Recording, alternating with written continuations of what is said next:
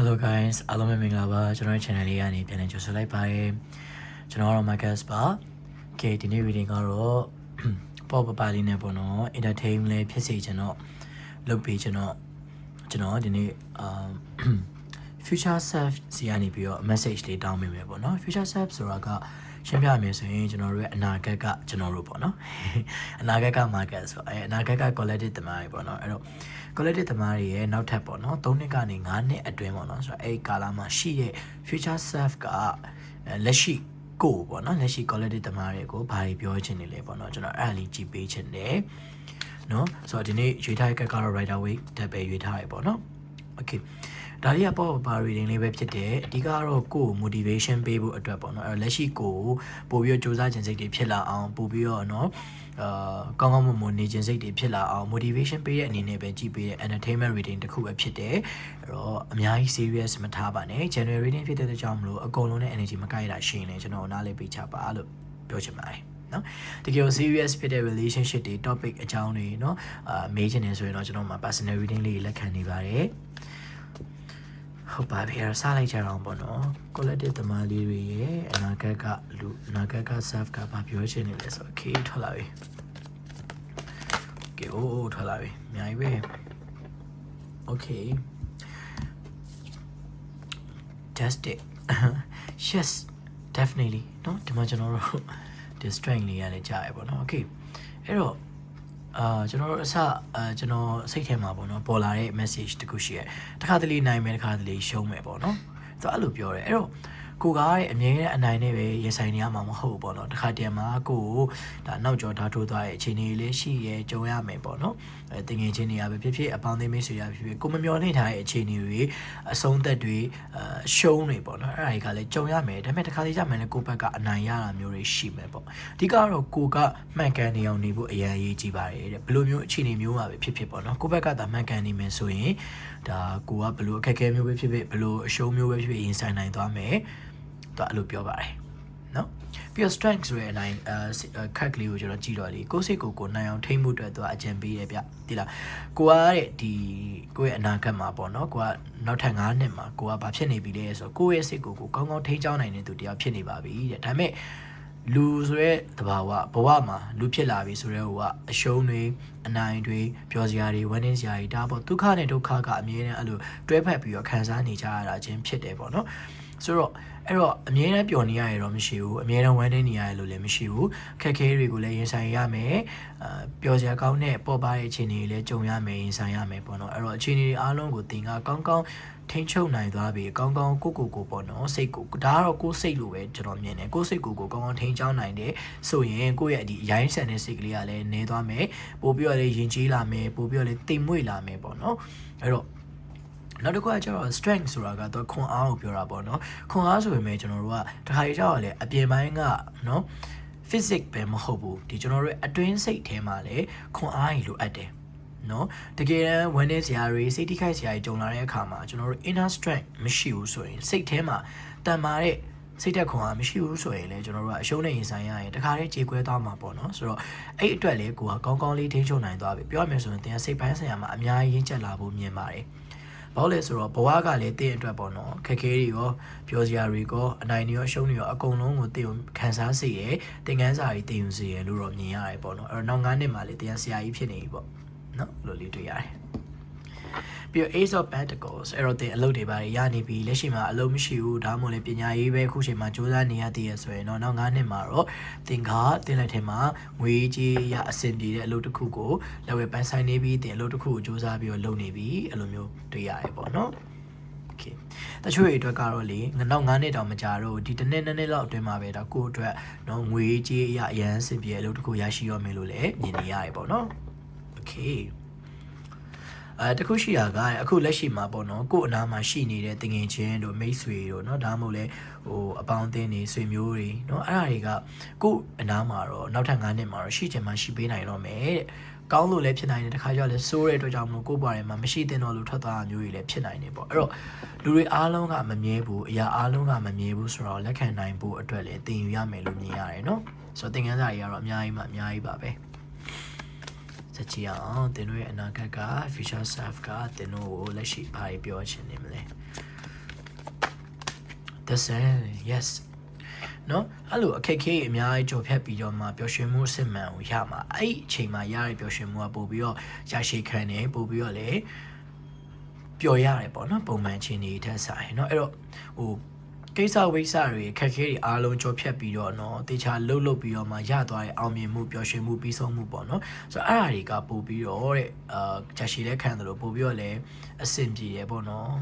်အဲ့လိုလေးပြောတယ်အဲ့တော့အဲ့အကြောင်းမလို့ဘလို့ခက်ခဲပဲလာအကောင်းဆုံးရင်ဆိုင်မှာအဲ့လိုအကြံပေးထားရပေါ့ဒါပေမဲ့တခုရှိတာကတင်တို့ကလေတင်တို့ပေါ်မကောင်းဆိုရင်လွတ်ချတတ်လာလိမ့်မယ်တိလားဆက်ပြီးတော့ဆွဲကင်ထားတာမျိုးတွေမလုပ်တော့ဘူးခေါင်းမာမျိုးတွေမလုပ်တော့ဘူးပေါ့နော်တင်တို့ပျော်ရွှင်မှုကိုပဲတင်တို့ဦးစားပေးဖြစ်လာလိမ့်မယ်အဲ့တော့အသက်ကြီးလာတဲ့အများတင်တို့ကလေဒီတက်ပို့ပြီးတော့ရင်းချက်လာမယ်နော်ဒါပေမဲ့ဘဝရဲ့ struggle တွေကတော့တည်တဲ့အတိုင်းပဲအမြဲတမ်းရင်ဆိုင်နေရမှာပဲပေါ့နော်အဲ့တော့ကိုလန်းကိုရှောက်ဖို့အတွက်တော့စူးစမ်းနေရမျိုးလေးမြင်ရတယ်ပေါ့နော်တချို့အတွက်ကလေဒီမှာလေတယောက်တည်းပဲရင်ဆိုင်တာမျိုးလည်းဖြစ်နိုင်တယ်လို့ချို့အတွက်ကကြောက်လေကိုယ့်ရဲ့ဒီ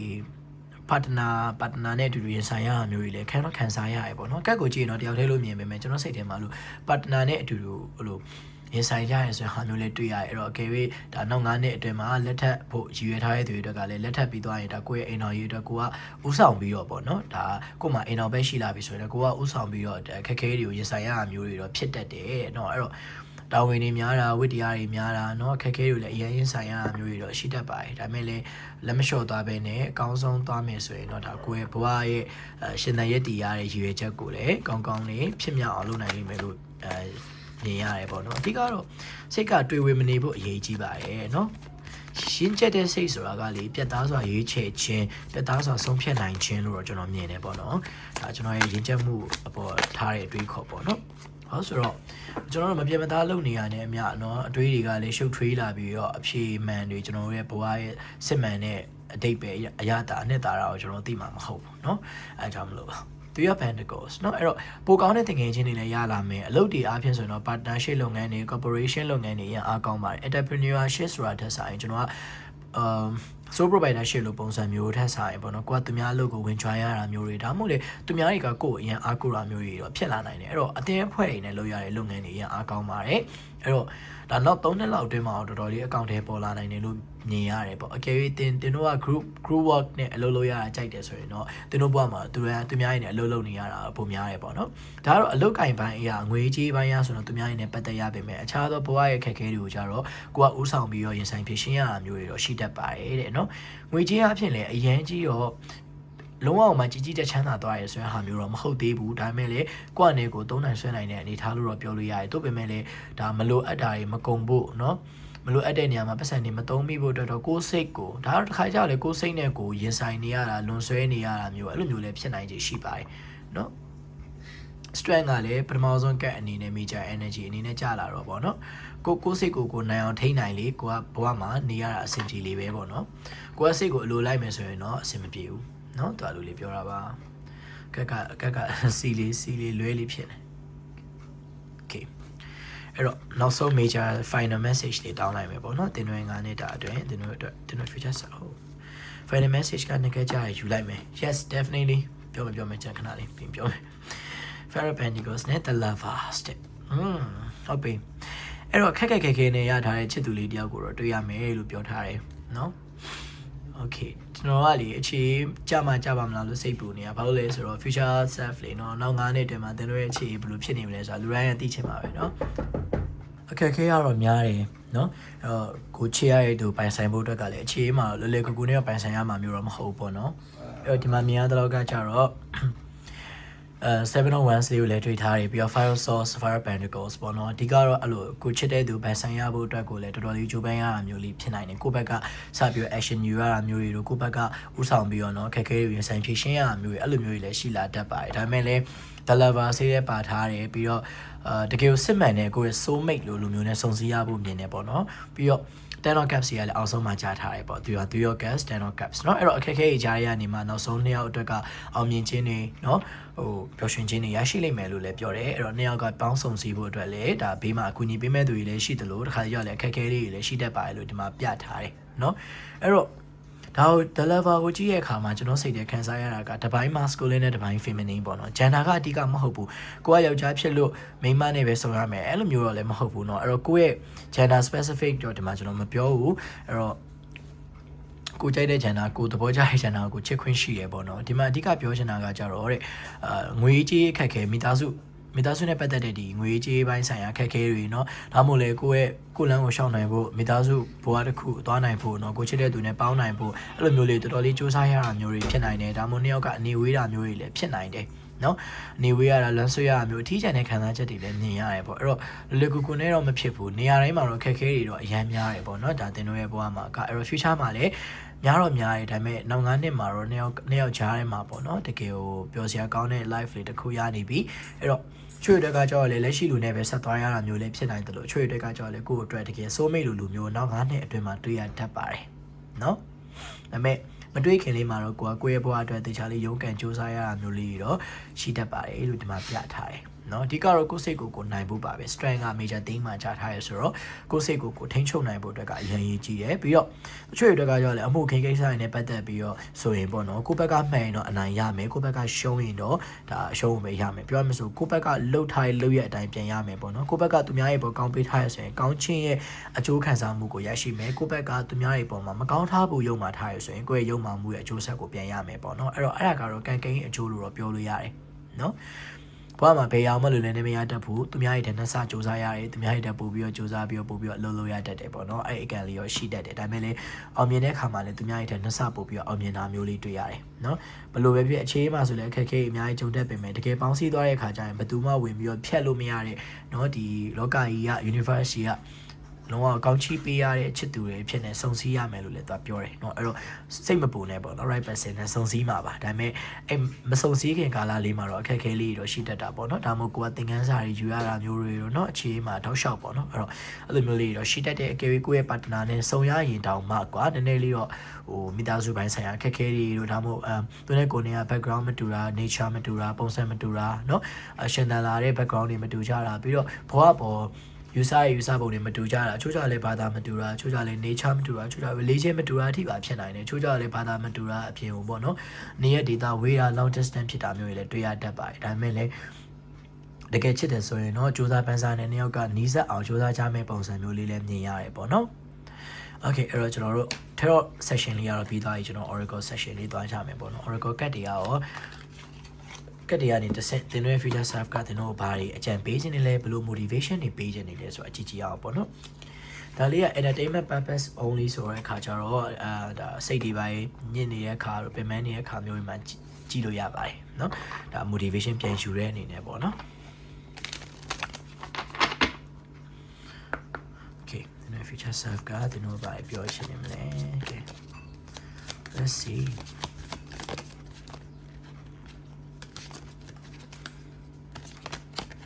or integrate your knowing okay အဲ့တော့အမြဲတမ်းရှာဖွေနေပါအမြဲတမ်းစူးစမ်းနေပါလို့သူပြောတယ်နော် limitation inspire innovation အဲ့တော့ limit မလုပ်ထားနဲ့ကိုယ့်ရဲ့စိတ်ကိုနော်ငါကတော့ဒီလောက်ပဲတည်ရဒီလောက်ပဲတက်နိုင်ဒီထက်ပိုပြီးဘာမှမတက်နိုင်အောင်ဆိုတဲ့တခြင်းကိုခဏမေ့ထားလိုက်နော်ကိုမတက်နိုင်အောင်ဆိုတာမရှိဘူးပေါ့နော်ကိုတေချာမရှားသေးရပဲရှိတယ်တေချာရှာပါကိုယ့်ရဲ့ဒီဘ ഹു တုတနယ်ပယ်ကိုပေါ့နော်ဖြန့်ချက်ပါပို့ပြီးတော့အမြဲတမ်းရှာဖွေနေပါအမြဲတမ်းလေ့လာနေပါအမြဲတမ်းသင်ယူနေပါလို့ပြောရဲပေါ့နော်စာအုပ်တွေဖတ်မှသင်ယူတာမဟုတ်ဘူးပြင်ကလူတွေကိုကြည့်မယ်ဆိုရင်လည်းသဘောတရားတွေအများကြီးနားလည်ပြီးတော့ပို့ပြီးတော့ရင်းချက်လာဖို့ရှိတယ်နော်အဲ့တော့ပြောချင်တာကတခုခုအမြဲတမ်းသင်ယူနေဖို့ပဲလိုတယ်ဘယ်ဘိုင်းကိုပဲသင်ယူဘယ်လိုပညာရက်ကိုပဲသင်ယူအမြဲတမ်းကိုယ့်ရဲ့ဘိုးတုတဉာဏ်ရည်ကိုတွေးနေပါလို့ပြောရဲပေါ့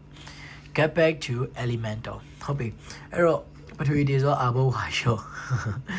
တကြီးလေးပါအများတအောင်လုပ်ပါလို့သူပြောသလိုပဲပေါ့နော်အဓိကပြောချင်တာကလေကိုယ့်ရဲ့ဘယ်လိုပြောမလဲနှက်ကက်ကအယောင်လေးတူတယ်နော် shift the way to new potential နော်အဲ့တော့အဓိကကျွန်တော်ကဒီ get back to elemental ကိုဘယ်လိုပိုခံစားရလဲဆိုတော့လေကိုယ့်ရဲ့စိတ်ကိုပြန်ပြီးတော့ထိန်းနိုင်ဖို့ဒီ strength energy ကိုပဲရတယ် get back to elemental နော်ပြီးတော့အဲ့လိုလေကိုယ့်ရဲ့ဒီပင်ကိုစိတ်ပေါ့နော်ပင်ကိုမူလစိတ်ကိုအဲ့စိတ်ကိုပဲပြန်ပြီးတော့အဲ့လို integrate လုပ်ခိုင်းတယ်လို့တော့ကျွန်တော်ပုံမြင်နေပေါ့နော်ပြီးတော့နောက်တစ်ခုရှိရကအချွေတက်ကကြာတော့လေအဲ့လိုဟိုဘယ်လိုပြောမလဲကိုနဲ့လာရပေါ့နော်ကိုကအဲ့လို ဘလို့နေရာကိုပဲရောက်တာကိုအတွက်စစ်မှန်တဲ့နေရာတခုပြန်ရောက်လာရဲဆိုပုံစံမျိုးအဲ့လိုမျိုးလည်းခံစားရတယ်စစ်မှန်တဲ့နေရာဆိုတာက maybe ကိုယ့်ရဲ့မွေးရမြေလည်းဖြစ်နိုင်တယ်ကိုယ့်ရဲ့နေရာကိုယ့်ရဲ့မြို့ပေါ့နော်နိုင်ငံတကာမှာပညာပတ်ရှာပြီးရင်တော့ကိုယ့်မြို့မှာပဲကိုပြန်အခြေချဖြစ်တာမျိုးဒါမှမဟုတ်လေကိုယ့်ရဲ့နိုင်ငံထဲမှာပဲပြန်ပြီးအခြေချဖြစ်တာမျိုးအဲ့လိုမျိုးလေးလည်းဖြစ်နိုင်တယ်နောက်တစ်ခုကကျတော့ဘလို့ပဲဖြစ်ဖြစ်ကိုယ့်ရဲ့ဒီလာတဲ့ပင်ရင်းပေါ့နော်ပင်ရင်းဒီကိုရဲ့မွေးလာတဲ့ကိုရင်ဆိုင်ခဲ့ရတဲ့ပတ်ဝန်းကျင်ပြတ်တာပြောမယ်ဆိုအောက်ခြေမလွန်းနဲ့ကိုမမိတ်နဲ့ပေါ့နော်ကိုဘာကြောင့်ဒီလိုမျိုးလုပ်ခဲ့ရဲဘာကြောင့်ဒီလိုမျိုးလမ်းကိုရှောက်ခဲ့ရဲဆိုတော့မမိတ်နဲ့ပေါ့နော်အဲ့တော့ကိုအမြဲတမ်းသတိထားနေခြင်းကဒါအကောင်းမွန်တော့ရလက်တွေရစီတယ်ပေါ့နော်โอเคဒီကက်ကနေတစင်ပါအချမ်းပေးခြင်းနဲ့လေwinning တင်နိုင်ရပါတယ်ပေါ့နော်โอเคနောက်ကစာလေးဖတ်ကြည့်ရအောင် you got a good thing going don't win the shit โอเคအဲ့တော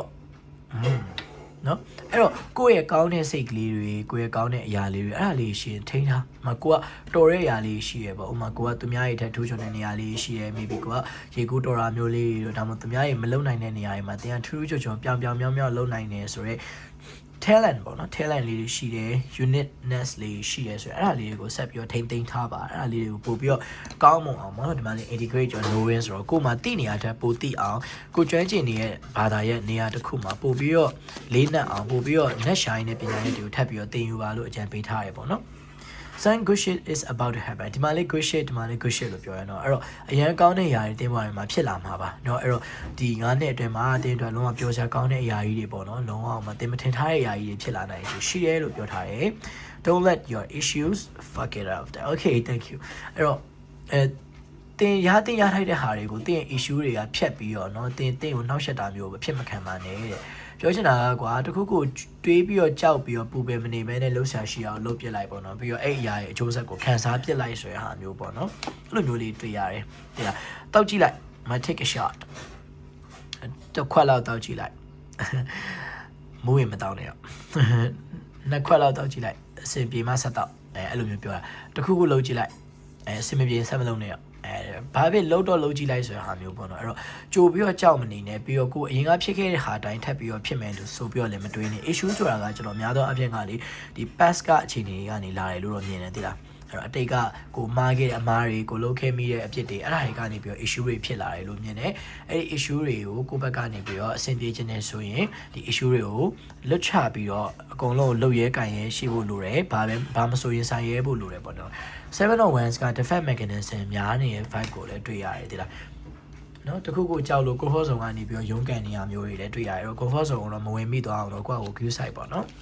comfort zone မှာပဲမနေပါနဲ့ဒီကစူးစမ်းဖို့လည်းလိုပါတယ်တတိရှိဖို့လည်းလိုပါတယ်ပေါ့နော် Okay နောက်ဆုံးကျွန်တော်တို့ left အခြေအနေပတ်သက်ပြီးတော့ကျွန်တော်တို့ message တွေကြည့်ကြည့်အောင်ဒါလေးကြည့်ပြီးသွားရင်တော့ video လေးကိုရှင်းနာပါမယ်အခြေပိုင်းမှာရောတင်တို့ future self ကတင်တို့ဘာပြောချင်လဲ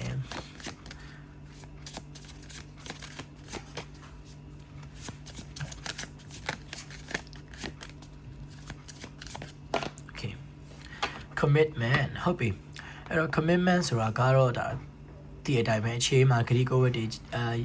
ရဖို့ရှိရယ်ပေးဖြစ်ဖို့ရှိရယ်ပေါ့နော်ချွေတက်ကကြောက်လေဒီ9နှစ်အတွင်းမှာစုံရတဲ့လူနဲ့တက်လုံးလက်ထပ်သွားတာမျိုးတွေတော့ commitment level အထိသွားရတာမျိုးတွေလည်းရှိလာနိုင်ပါတယ်เนาะအဲ့တော့အရန်ကောင်းတဲ့ energy လေးကိုပဲမြင်ရပါတယ်เนาะအဲ့တော့အခြေနဲ့ပတ်သက်ရင်တော့တကယ်မှလေအဲ့လို commitment ဆိုတာကနည်းနည်းတော့ဘာဖြစ်တယ်နည်းနည်းတော့ဘာဖြစ်တယ်ဆိုတာနည်းနည်းလေးတော့သွားလေအရန်ဟိုဘယ်လိုပြောမလဲတာဝန်ကြီးရဲ့ပေါ့နော်တာဝန်ကြီးရဲ့အခြေအနေဆိုတော့လေကိုယ့်ဘက်ကလည်းကိုရိုင်းကကို commit မလုပ်နိုင်ကိုစိတ်ကိုမှမထိန်းနိုင်တခြားသူတယောက်ကိုလည်းကွာ commitment မပေးနိုင်အောင်ဆိုတဲ့အခြေအနေမျိုးပြောတာပေါ့နော်အဲ့တော့ကိုကတန်မိုးရှိတဲ့လူတယောက်အရင်ဆုံးဖြစ်ဖို့လိုရပေါ့နော် be your own right person ပေါ့နော်ကိုရဲ့ right person အရင်ဆုံးဖြစ်ပါစေနော်ကိုဟာကိုအတွက် right person ဖြစ်နိုင်မှာတခြားသူတွေလည်း right person ဖြစ်နိုင်မယ်ကိုရိုင်း commitment ကိုပေးနိုင်မှာအမှကိုရိုင်းကဂရိမတည်ရဲ့သူစကားကိုပြီးပြောတတ်တဲ့သူပြီးစလွယ်လုပ်တတ်တဲ့သူမျိုးဆိုရင်ကိုလိုချင်နေရ commitment အဲ့လိုဆိုမဖြစ်ဘူးဘာလို့ဆိုကိုရိုင်းကလည်း committed ဖြစ်တဲ့လူတယောက်ဖြစ်ရမယ်ကိုရိုင်းကိုရဲ့ဂတိကိုဒီအတိုင်းလုပ်နိုင်တဲ့သူတယောက်ဖြစ်ရမယ်ဒါမှသာကိုကလည်းကိုအတွက်ဒါ commitment ရှိတဲ့ relationship ကိုဘယ်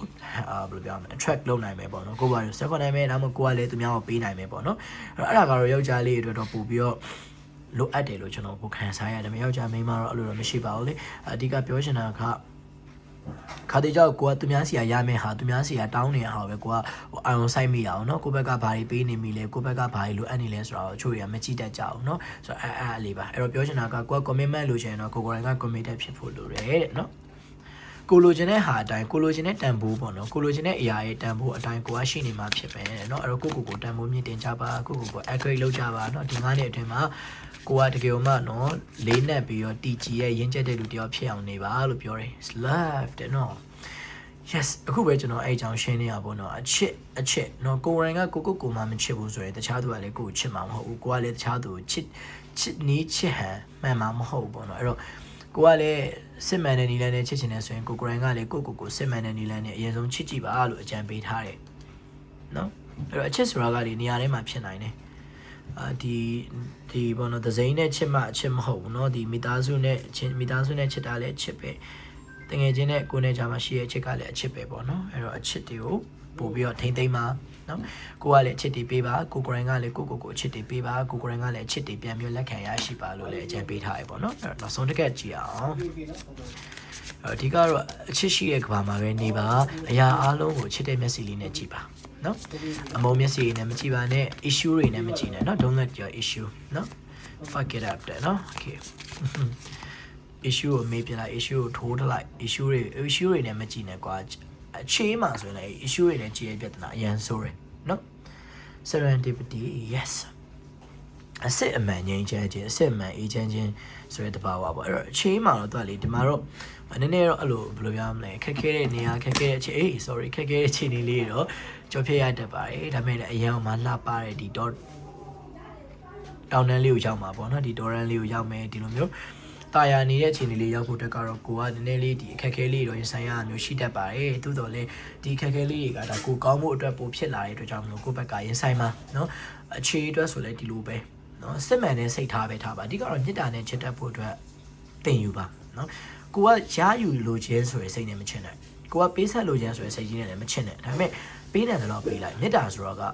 သွားပြန်ဆိုတာတဲ့ပေါ့နော်ကိုကဘာပြန်ရမလဲဆိုတာတွေးမနေပဲနဲ့တစ်ဖက်သူပေါ့ပေးဆက်ပြီးတော့ချစ်တာအဲ့ဒါမြစ်တာပဲနော်ငါတို့ဓာကြီးပေးထားရင်နေရာတော့ငါတို့ဓာပြန်ပေးရမယ်ဆိုရယ်စိတ်နဲ့မချင်နဲ့ပြီးတော့ငါတလောက်ပေးရအောင်နေမသိဘူးလားဆိုအဲ့လိုစိတ်မျိုးနဲ့ဆိုအဲ့ဒါမြစ်တာမစစ်သေးဘူးအဲ့တော့ကိုယ့်ဘက်ကအပေးယူရဲကိုယ့်ဘက်ကဘာပြန်ရမလဲဆိုတာတွေเนาะကိုယ့်ရဲ့ကောင်းချိုးကိုမမျှော်လင့်ပဲနဲ့တခြားသူရဲ့ကောင်းချိုးအတွက်ကိုကထောက်ပံ့ပေးနိုင်တာကိုကเนาะတခြားသူရဲ့ကောင်းချိုးအတွက်ဆွန့်လွတ်ပေးနိုင်တာအနစ်နာခံပေးနိုင်တယ်ဆိုအဲ့ဒါမေတ္တာစစ်မှန်သွားပြီပေါ့เนาะအဲ့တော့အရင်ဆုံးအဲ့မေတ္တာအစစ်မှန်ကိုကလေကိုပေးကိုပေးမှသူများကိုပေးပေါ့เนาะဒါမှဒါမဟုတ်ဘယ်လိုလဲဆိုတော့ကျွန်တော်စာအုပ်ထဲမှာဖတ်ဖူးတယ်ပေါ့စာအုပ်တုပ်ထဲမှာဖတ်ဖူးတယ်ကိုရဲ့ခန္ဓာကိုယ်လေးကိုဘယ်လို cue ဆိုင်လဲပေါ့เนาะအဲ့တော့ကို cue ဆိုင်နေတဲ့ပုံစံကကိုတခြားသူတွေကို cue ဆိုင်နေတဲ့ပုံစံပဲတဲ့နော်အဲ့တော့ကိုအချစ်တွေကိုဘယ်လိုပေးနေမိလဲပေါ့အမကိုပြစ်ထားတတ်တဲ့သူလားဒါဆိုရင်တော့ကိုကအခြေမှာတကယ်ပြစ်ထားတတ်တဲ့သူပေါ့နော်အဲ့တော့ကိုဆက်ဆံနေတဲ့ပုံစံကတခြားသူပေါ်ဆက်ဆံတဲ့ပုံစံပဲတဲ့အဲ့တော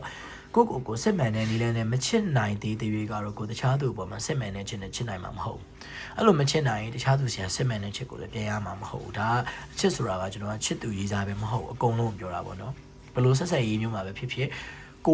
ကိုဆက်ဆံတဲ့ပုံစံကိုတွေးခေါ်တဲ့ပုံစံနဲ့ကိုကတခြားသူတွေပေါ့ဆက်ဆံမိရတွေးခေါ်မိရပေါ့နော်ဆိုတော့အဲ့တော့ကိုပြောင်းရင်ဘေးနာလူတွေပါအလိုလိုလိုက်ပြောင်းပါတယ်အဲ့တော့အခြေကံကောင်းချင်တယ်ဒါမှမဟုတ်ဘောကမှာကံကောင်းချင်တယ်ဆိုရင်ကိုအရင်ဆုံးပြုပြင်ပါကိုအရင်ဆုံး cue site ပါဆိုရယ် message ကိုဒီမှာ strongly ပေးတယ်ပေါ့နော်ပြီးတော့တခါတလေမှာကိုသွားနေတဲ့လမ်းကြောင်းကနည်းနည်းလေးကိုအတွက်ထူးဆန်းနေတဲ့အခါကိုအတွက်အဆင်မပြေဖြစ်နေတဲ့အခါမှာနည်းနည်းလေးအနာဂတ်ကိုကြိုမမြင်နေရတဲ့အခါမှာလက်မလျှော့လိုက်ပါနဲ့အရှိမတကယ်ကိုလှပတဲ့အနာဂတ်ရှိနိုင်သေးတယ်တဲ့เนาะအဲ့ဒါကြောင့်မလို့လွယ်ကိုလက်လျှော့လိုက်တာမျိုးမလုပ်နဲ့ဒီမှာ the sun the lovers เนาะအဲ့တော့ fire pentacle ဆိုတဲ့အခြေအနေလေးကိုတော့ကြုံရမယ်အခြေမှာပဲဖြစ်ဘလို့ဘွားရဲ့ဘလို့အခြေအနေမျိုးပါပဲဖြစ်တို့ပေမဲ့ရွေးချယ်မှုတွေကအရှိကိုဆက်သွားမယ်ဆိုရင်ကိုဒီလူတယောက်ကိုရွေးချယ်လိုက်ပြီဆိုရင်အဲ့လူတယောက်နဲ့ရေရှည်ဆက်သွားဖို့အတွက်ကိုတွေးပါပေါ့เนาะတကယ်ချစ်မှလည်းရွေးချယ်ပါလို့သူကပြောတယ်ရွေးချစ်တယ်ဆိုရင်တော့ပေါင်းစည်းခြင်းကြုံမှာကွာပြောချင်တာကဘလို့ခက်ခဲပဲကြုံနောက်ဆုံးမှာပေါင်းရမယ်နောက်ဆုံးမှာစုံစည်းရမယ်เนาะအဲ့တော့အဓိကတကယ်ချစ်ဖို့လိုတယ်တကယ်စစ်မှန်တဲ့ခံစားချက်ကလေးရှိဖို့ပဲလိုတယ်ပြီးတော့ uncertainty တွေကိုပေါ့နော် uncertainty ဆိုတာမသေးကြတဲ့အခြေအနေတွေပေါ့နော် ရှေ့ဆက်ပြီးတော့ဘာဖြစ်မလဲမသိနိုင်ဘူးဆိုတဲ့ဟာမျိုးတွေပေါ့နော်အဲ့လိုအခြေအနေမျိုးတွေမှာတော့မှကိုကကိုယ့်ရဲ့တစ်ဖက်သူကိုဆက်ပြီးတော့စုပ်ကိုင်ထားနိုင်တယ်ဆက်ပြီးတော့ချစ်နိုင်သေးရဆိုရင်တော့ဒါကိုယ့်အတွက်ဒါအကောင့်နဲ့ result တွေ universe ကပေးမယ်လို့ပြောတယ်အဲ့တော့ဒီကစိတ်ရှည်ဖို့ရဲ့ဒါမတိကြတဲ့အခြေအနေမှာကိုဘယ်လောက်ထိစိတ်ကိုထိန်းနိုင်လဲဆိုရဲစိတ်ရှည်မှုတွေကိုစက်သက်ခံရပါလိမ့်မယ် universe ကလည်း test တွေအများကြီးပေးပါလိမ့်မယ်ဆိုတော့အဲ့ဒါတွေကိုကြော်လွားနိုင်ကြပါစေလို့ပဲဆုတောင်းပေးပါတယ်အဲ့တော့ future self ကလည်းအဲ့လိုလေးပဲပြောချင်နေတာပေါ့နော်ဒါလေးတော့ကြုံရမယ်တဲ့အဲ့တော့ကိုယ့်ရဲ့စိတ်ကိုပြင်ဆင်ထားပါတော့နော်ရှေ့မှာကိုဒါ universe က test လုပ်မယ့်အရာအများကြီးရှိပါတယ်နော် okay အဲ့တော့ဒါချင်းပြချပါစေ video လေးကိုလည်း enjoy ပြကြလိမ့်မယ်လို့ညွှန်လိုက်ပါတယ်အဲ့တော့နောက်များမှာလည်းတကယ်ကိုမှဒီလိုမျိုးကောင်းတဲ့ reading မျိုးတွေเนาะအရောက်မှာ energy ကောင်းတဲ့ reading မျိုးတွေလုပ်ပေးချင်ပါသေးတယ်တီးတလောက်တက်တလောက်လေးလည်းအကုန်လုံးဟောပေးချင်ပါသေးတယ်ဒါကြောင့်မလို့လူတွေအားလုံးနဲ့ထပ်ပြီးတော့စုံစည်းချင်ပါသေးတယ်เนาะဒီနေ့ဗီဒီယိုလေးကိုစောင့်ကြည့်ပေးကြတဲ့အတွက်အားလုံးကိုအများကြီးကျေးဇူးထူးတင်ရှိပါတယ်အကယ်၍ကျွန်တော်လည်းတဦးချင်း personal reading ယူချင်တဲ့သူတွေကတော့ personal reading နေလက်ခံနေပါတယ် Telegram account နဲ့ Facebook page လေးကိုကျွန်တော် description box ထဲမှာထည့်ပေးထားပါတယ်အဲ့ဒါနဲ့တစ်ဆင့်လာပြီးတော့ဆက်သွယ်လို့ရပါတယ်เนาะတက်တာဆုံးစင်းလုံးလေးနဲ့reading လေးစီစဉ်ပေးထားပါတယ်เนาะပြီးတော့ကျွန်တော် reading ပုံစံလေးလည်းနည်းနည်းပြောင်းဖို့ရရှိရပေါ့เนาะကျွန်တော်ကနောက်ပိုင်းမှာ counseling ပုံစံမျိုးပို့သွားဖို့လုပ်ထားတယ်မေးခွန်းလေးတွေပြန်လည်မေးပြီးတော့သူ့ရဲ့အခြေအနေလေးကိုနားထောင်ပြီးတော့ကျွန်တော်တို့เนาะ tarot reading လေးလုပ်ကြည့်မလားလို့ကျွန်တော်စဉ်းစားနေရမျိုးရှိရယ် consultation ဘက်ပို့သွားပေါ့เนาะဆိုတော့အဲ့လိုနည်းနည်း consult လုပ်ချင်တဲ့ vibe လေးရှိနေတဲ့အတွက်ကြောင့်မလို့ reading လေးတော့နည်းနည်းလေးပြန်ပြောင်းချင်တာမျိုးလေးတော့ရှိရဲဒါကြောင့်မလို့ကျွန်တော်စီမှာလာပြီးတော့စုံစမ်းပါမေးမြန်းပါချက်တော့မေးလို့ရတယ်မယူဘဲနဲ့လည်းချက်တော့မေးလို့ရတယ်ပေါ့เนาะဒီကတော့စိတ်ရှိနေတော့တန်းတန်းဆုံးဖြစ်ပေမဲ့တခုရှိရကကျွန်တော်ကဂျာရက်တွေပေါ့နော် weekday မှာကျွန်တော်ကကြောင်းတက်နေရတာပါတယ်နောက်ပိုင်းရောက်ကျွန်တော်ဆောင်းပွဲချိန်လေးရှိတဲ့ကြောင့်မျိုးစာပြန်တာလေးတော့အနေငယ်နောက်ကျနိုင်နေကျွန်တော်အားရင်တော့အမြန်ဆုံးပြန်ပါတယ်ဒါပေမဲ့မအားတဲ့ချိန်နဲ့တိုးသွားတဲ့အခါမှာ reply နောက်ကျတာမျိုးတွေပါရှိတတ်ပါတယ်ဆိုတော့အဲ့ဒါလေးကြာရင်လည်းကျွန်တော်နားလေးပေးဖို့အတွက်တောင်းဆိုချင်ပါတယ်ဗျ okay အားလုံးပဲမိဘပြည်သူတို့အားလုံးတို့ကျမ်းမာချမ်းသာကြပါစေအားလုံးပဲနောက် reading များမှာထပ်တွေ့ကြမယ်နော် bye bye